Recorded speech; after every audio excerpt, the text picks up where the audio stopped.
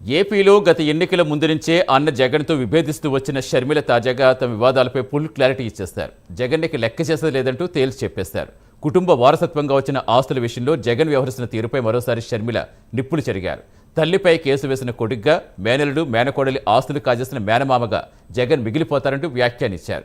జగన్పై సొంత చెల్లెలు చేసిన ఈ వ్యాఖ్యలతో వైసీపీ మరింత డ్యామేజ్ అవుతుందని విశ్లేషకులు భావిస్తున్నారు.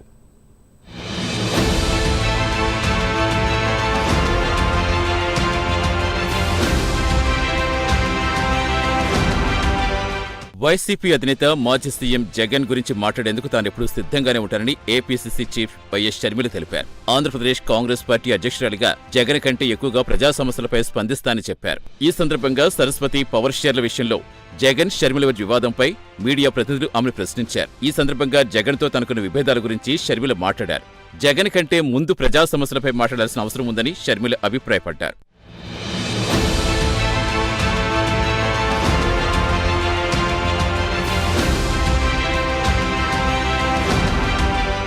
ఈ సందర్భంగా షర్మిల మాట్లాడుతూ వైఎస్ జగన్ డబుల్ స్టాండర్డ్ రాజకీయాలు మరోసారి బయటపడ్డాయన్నారు.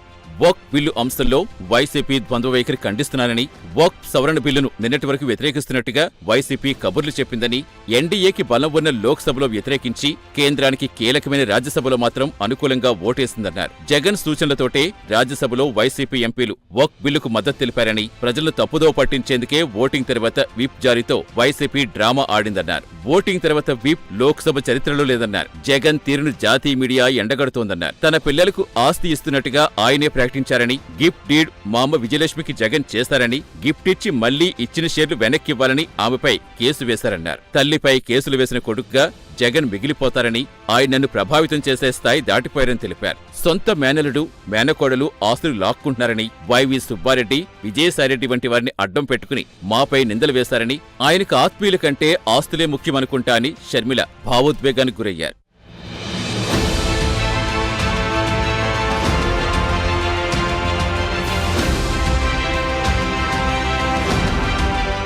అయితే జగన్పై చెల్లెలు చేసిన వ్యాఖ్యలపై వైసీపీ నేతలు కౌంటర్ ఇస్తున్నారు. కుటుంబ వ్యవహారాల్లో జగన్ పద్ధతి కరెక్ట్ కాదని చెబుతుంటే వైసీపీ నేతలు మాత్రం దీన్ని రాజకీయ కుట్రగా చిత్రీకరించేందుకు ప్రయత్నాలు చేస్తున్నారు.